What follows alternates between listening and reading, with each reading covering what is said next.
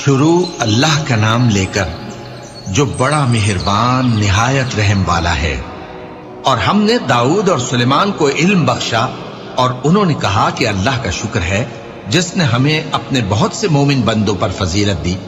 اور سلیمان داؤد کے قائم مقام ہوئے اور کہنے لگے کہ لوگوں، ہمیں اللہ کی طرف سے پرندوں کی بولی سکھائی گئی ہے اور ہر چیز عنایت فرمائی گئی ہے، بے شک یہ اس کا خاص فضل ہے۔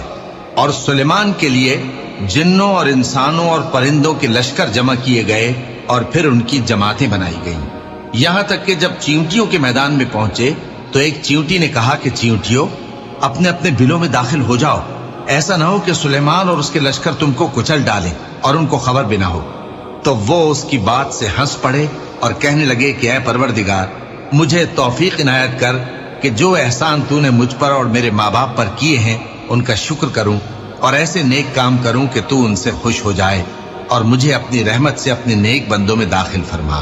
اور جب انہوں نے پرندوں کا جائزہ لیا تو کہنے لگے، کیا سبب ہے مجھے ہدہد نظر نہیں آتا؟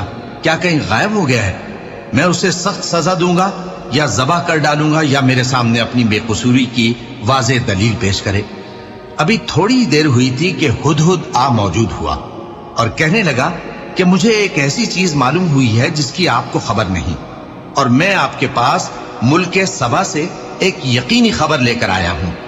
میں نے ایک عورت دیکھی کہ ان لوگوں پر حکومت کرتی ہے اور ہر چیز اسے میسر ہے، اور اس کا ایک شاندار تخت ہے۔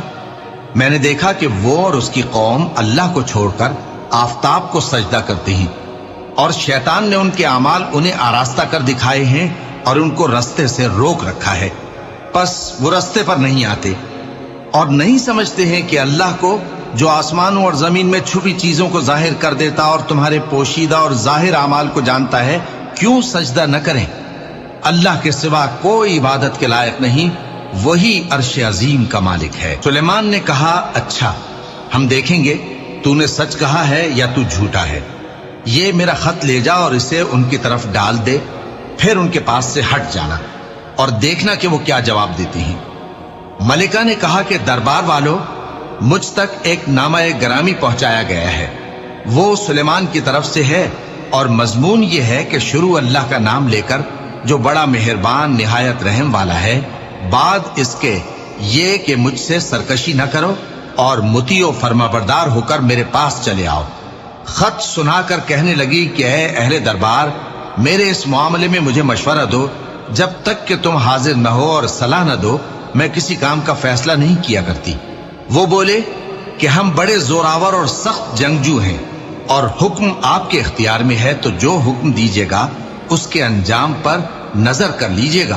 اس نے کہا کہ بادشاہ جب کسی شہر میں داخل ہوتے ہیں تو اس کو تباہ کر دیتے ہیں اور وہاں کے عزت والوں کو ذلیل کر دیا کرتے ہیں، اور اسی طرح یہ بھی کریں گے۔ اور میں ان کی طرف کچھ تحفہ بھیجتی ہوں اور دیکھتی ہوں کہ قاصد کیا جواب لاتے ہیں۔ پس جب قاصد سلیمان کے پاس پہنچا تو سلیمان نے کہا، کیا تم مجھے مال سے مدد دینا چاہتے ہو؟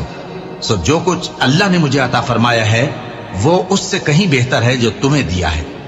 حقیقت یہ ہے کہ اپنے تحفے سے تم ہی خوش ہوتے ہوگے۔ ان کے پاس واپس جاؤ، اب ہم ان پر ایسے لشکر لے کر حملہ کریں گے جن کے مقابلے کی ان میں طاقت نہ ہوگی، اور ان کو وہاں سے بے عزت کر کے نکال دیں گے اور وہ ذلیل ہوں گے۔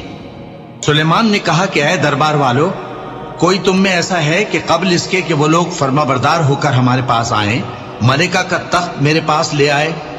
جنات میں سے ایک قوی ہیکل جن نے کہا کہ قبل اس کے کہ آپ اپنی جگہ سے اٹھیں میں اس کو آپ کے پاس لا حاضر کرتا ہوں، اور مجھے اس پر قدرت بھی حاصل ہے اور امانت دار بھی ہوں۔